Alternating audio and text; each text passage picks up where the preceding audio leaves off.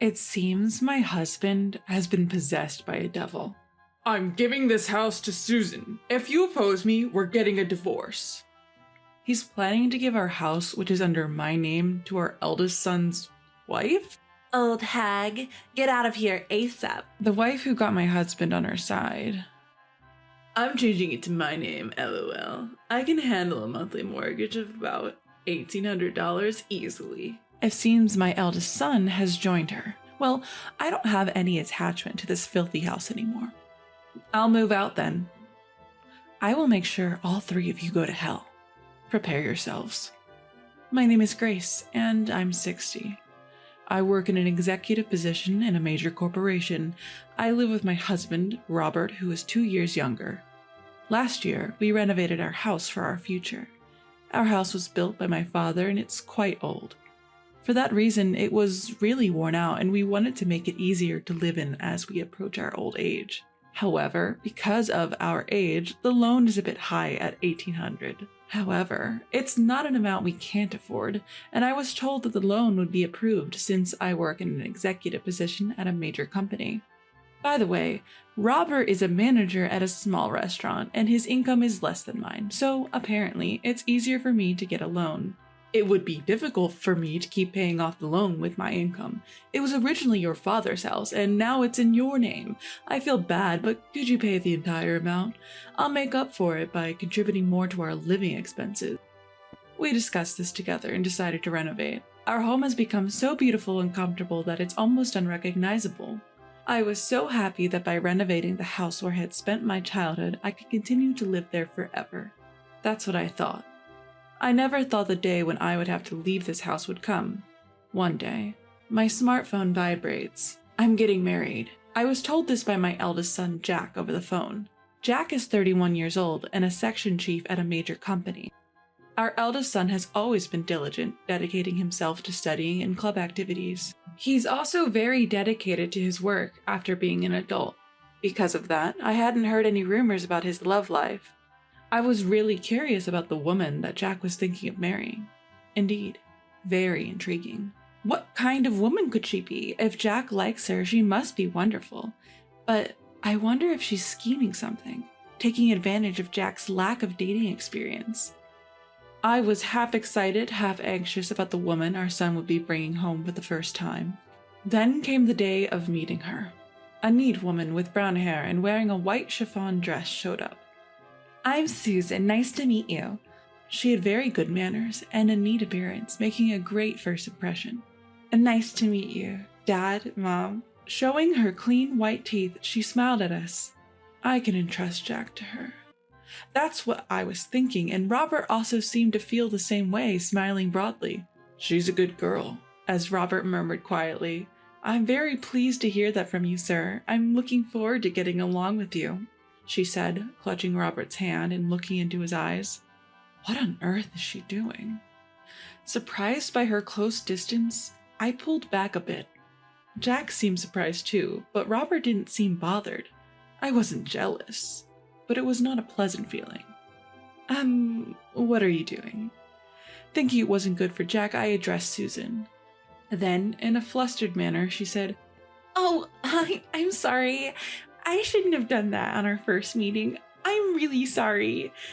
And immediately let go of Robert's hand. I often hear from everyone that I don't understand personal space. I don't mean any harm, I just end up doing it. I'm really sorry. She doesn't seem like a bad person. But I couldn't hide my surprise at her behavior even though my first impression was good. But Jack was head over heels for her. Also for her behavior. You know, Susan may not understand personal space, but I think that's one of her good points. She approached me even though I'm shy and have trouble approaching women. That's why I'm able to be in a relationship with Susan and even considering marrying her. I didn't expect the usual introverted Jack to change this much due to Susan's behavior. I entrust Jack to you. I had a lot of speculation, but I recognize she's a good person. I approved their marriage, and then things moved quickly and they got married a few weeks later. I wished them all the happiness from the bottom of my heart. Half a year after their marriage, one day, I'm home, huh? When I got home from work, I saw a woman's shoes at the entrance. In the living room, there was Susan. Ah, welcome back, mother-in-law. Looking at the table, there was lots of empty cans and bottles of booze. It seemed they had been drinking. What is this? Why were they having a drinking party without Jack? Being curious, I asked. Well, when I was coming back home from work, I bumped into Susan. She said she wanted to get along with me better, so we decided to have a drink. But I'm broke before payday, so I suggested we drink at home. Why have a drinking party at home? It would be better if Jack was also there, and I didn't want to intrude on the newlyweds. They could have just drank at Jack and Susan's place. I asked while tilting my head. It would have been fine at our place, but this house is so beautiful. And right now, our place is a mess. Susan, who wasn't pronouncing words properly. I was surprised because she usually speaks politely, but she started speaking casually, probably because she was drinking. But why were they drinking together? Why didn't you invite Jack? For a daughter-in-law to come to her in-law's house alone, and to come for drinks while they're newlyweds, I think it's a little out of the ordinary. From the moment I saw the two of them, I had been looking for Jack.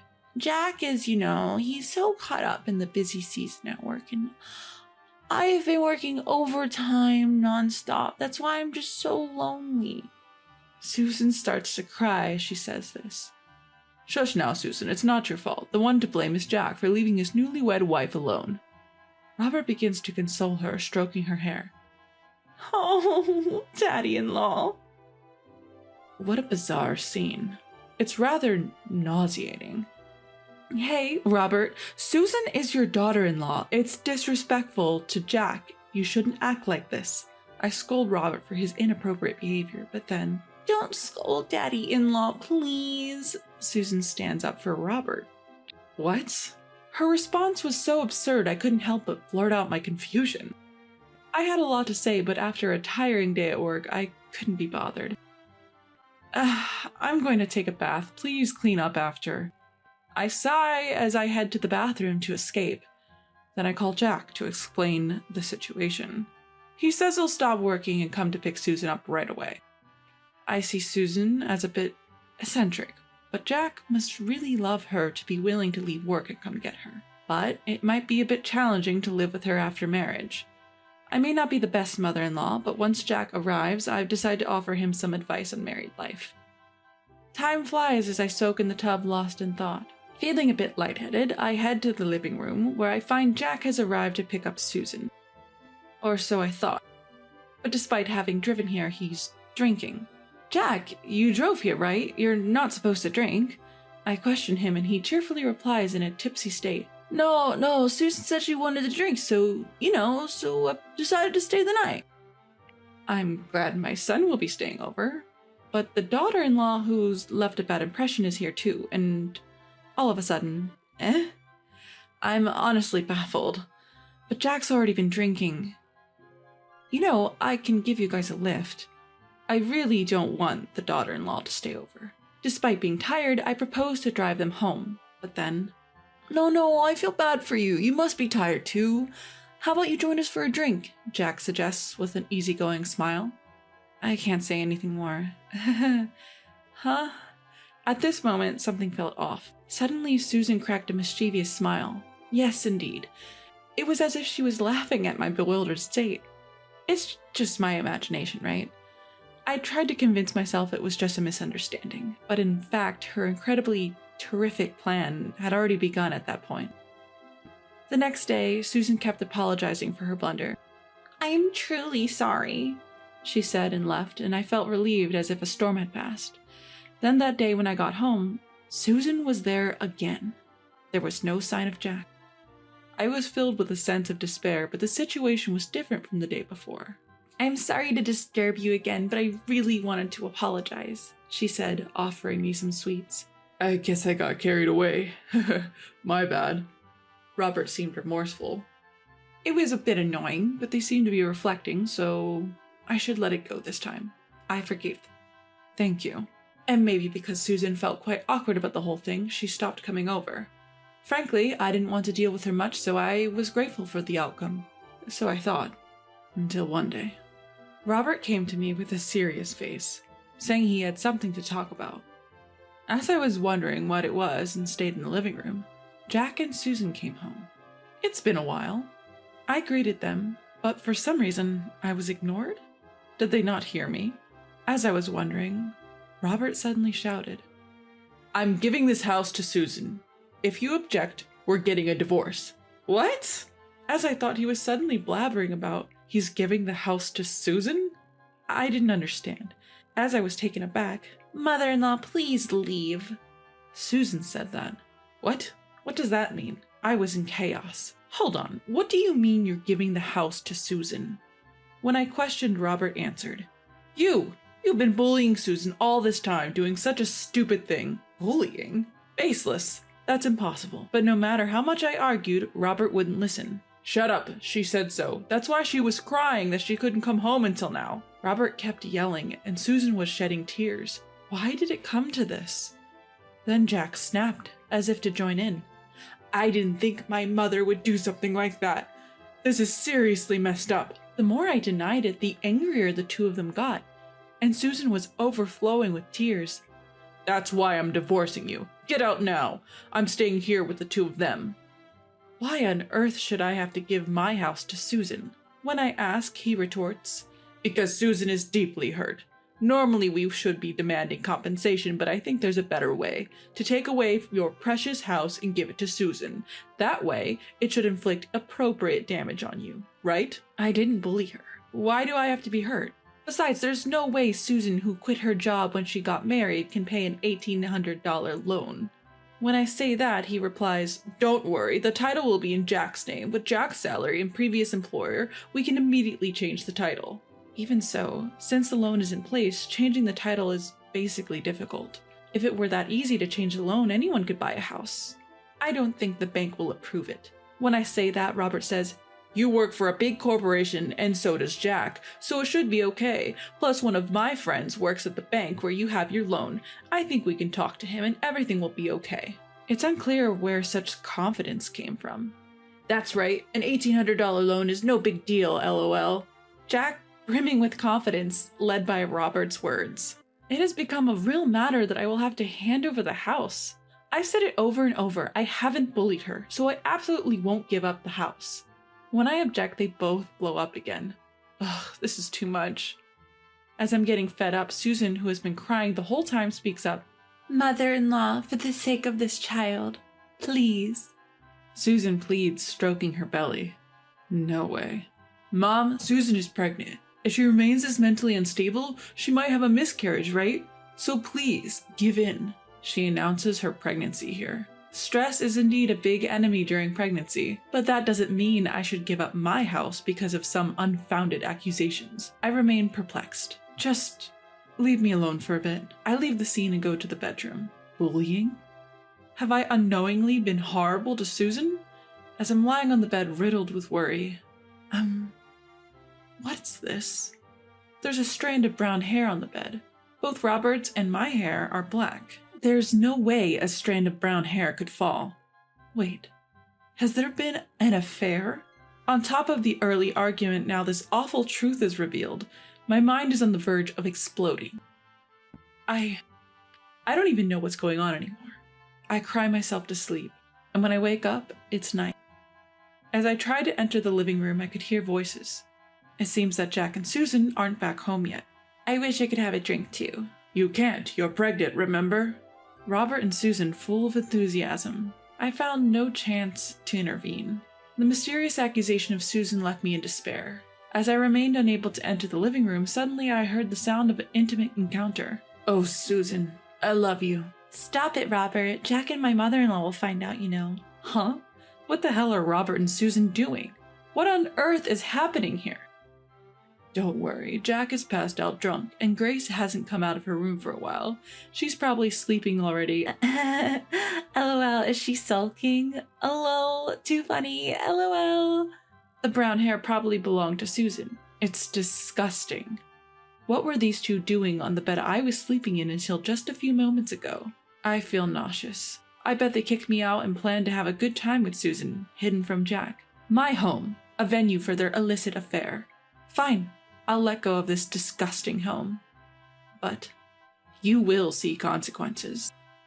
The next morning, I acted as if I'd been asleep in my room and nothing happened in front of the three. Actually, I didn't want to sleep in that bed anymore, and I was too shocked to get any sleep. Finally handing over the house. When I said, I've decided to hand over the house, everyone broke into a grin. Great, let's get the transfer of ownership done. I'm sure I can get a loan approved in no time. Jack is quite excited. This kid probably doesn't know anything. It made me sad, but I won't tell the truth to a son who doesn't listen to his mother and is completely controlled by his wife. Not yet. And then days of hustle and bustle followed with divorce procedures and transfer of ownership. It was quite tough, but somehow we managed to change the ownership. From today, it's no longer your house, Robert cheered. Get out of here, old lady, lol, Susan whispered into my ear. It pissed me off. I'll leave.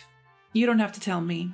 Letting go of the house I lived in all my life, it was sad, but had become a place of infidelity. No regrets left. From now on, I'll mess with these three and their odd relationship. You all will be sorry for what you did. About a month after I moved out, finally I'm ready. I returned to my former home. When I rang the doorbell, what does a stranger want here? Even after such a long time, Robert was furious. Can I come in? I have something to say, I assertively requested. Why should I let you in my house? Robert is reluctant to let me in. I have something important to say. It's also for Susan's sake. Something important for Susie? As soon as I mentioned her name, he let me in without hesitation. Honestly, I didn't want to say her name because it made me feel sick, but I knew Robert was soft for her, so I played that card. An outsider is here. An outsider? Sure, we're divorced and hence strangers now, but is that the right way to say it? I was irritated by Robert's reaction. What do you want after all this time? The three of them are on high alert. I want you to look at this. What is this? I laid out the photos. The photos are of Robert and Susan on a date. Actually, since we divorced, I had hired a private investigator to tail them. As a result, I obtained photos of them on a date. Just wait a minute. What? Jack is shocked. Then, what are these photos supposed to mean? We're a close father-in-law and daughter-in-law. Nothing more, nothing less. Yeah, what do you want taking these nonsensical photos? Two of them insist they're just close. Well then, how about this? I took out my smartphone and played a recording. I really do love Susan. Hey, if you speak so loudly, Jack and mother-in-law will wake up. It's a recording of Robert and Susan's voices and their indistinct chatter. What? Actually, the day I discovered the relationship, I had recorded their conversation. No, this is a misunderstanding. Robert desperately tried to explain. What misunderstanding? This is clearly not okay. As expected, Jack was furious. She kept her head down. I decided to add fuel to the fire. Listen, I hate to ask, but who's really the father of that baby in your belly? Jack's face went pale instantly. Do you mean it's with Dad? No way. My father-in-law was pulling it out every time. Oh, she dug her own grave. You just admitted it, didn't you? You just admitted it. The three of them shouted. Robert and Jack ended up wrestling each other. Ouch! She seemed to have had a cramp in her stomach due to the fight, interrupting their scuffle. Then I immediately said, I've been saying this all along, haven't I? I haven't been bullying Susan. Could it be that you were lying just to drive me away? To make Jack believe? Jack was taken aback. You're kidding. What the hell? That's just messed up. With you guys, and I couldn't trust my own mom. Jack, who couldn't trust his mother and listened to the wicked woman, seemed to be blaming himself. Now that you understand all this, spill everything. Jack shouted angrily at the two of them. They hesitated to confess, but then said, We have enough evidence here. Are we going to court? The word court triggered them, and they finally began to talk. Apparently, at first, she seemed to have loved Jack, but when they came to our newly renovated and beautiful home for their marriage proposal, she wanted a house like ours. My parents' house was pretty rundown, and I was jealous of a beautiful house like this. The interior was quite nice too, she explained while shedding tears. The woman who wanted a house seemed to have planned to win over Robert on the day of the marriage proposal. So she intentionally ambushed Robert after his work without inviting Jack and drank at home. For several months that Jack did not come home, she nurtured love with Robert and seemed to have planned to push me out. Then you should have proposed to live together from the beginning. When I said that, she paused and then answered, I have a bad image of a mother-in-law. My mom and grandma at home fought every day because grandma was bullying my mom. I didn't want to live with a mother-in-law. The only way to live comfortably in a beautiful house was to get the mother-in-law to leave. Surely with such an image one would not want to live with a mother-in-law, but stealing your father-in-law. However, what did Robert think about this fact? I knew I was being used, but when she came to greet me, held my hand and smiled, Robert, who fell in love, knew he was being used, but he seemed to have done such a thing to abandon me and keep her by his side. You guys, you're the worst. When Jack said so, the two of them lowered their heads and shed tears. After that, Jack naturally divorced. When he checked the DNA of the child born just in case, it turned out to be Robert's child. I won't pay child support. Saying so, Jack demanded compensation from the two of them. Of course, me too. I can't believe I'm suing my own father for compensation. I patted Jack's head as he sighed in disbelief. That crazy woman had thrown us all for a loop. But the one who's going to regret messing up her life more than any of us is her from here on out. And my hunch was right on the money. Fast forward 2 years, she remarried Robert and decided to stick it out without divorcing, for the sake of their child. She then put the child she had given birth to in daycare so she could work. Oh look, Uncle, came to pick you up today. Apparently she's been getting the side eye from other moms at the daycare. The kids seem to be getting along fine, but she's feeling down because she can't make any mom friends. And when she tried to explain her divorce and remarriage to Robert to her own parents, they were furious, and their anger was directed at Robert. She's been estranged from them ever since. All of this is her own doing. And as for that house, Jack is living there alone. I wanted to sell it, but that would be too harsh on Mom. After all, this is the house where she's been living since she was born, right? A house full of memories. I just can't sell it. I told him I didn't care and that the house was creepy after all that. But he was so guilt-ridden that he couldn't sell it. And maybe because I've been saying that house gives me the creeps too much, he had it professionally cleaned and he threw out all of Robert and Susan's belongings. And Jack, who did all that for me, said, even though it was because of that woman, I did something terrible to Mom. I know you probably won't forgive me, but please, visit me or come to the house on a whim and let me show you some devotion. And with that, he gifted me with a ticket for a hot springs trip. Jack has definitely shown remorse.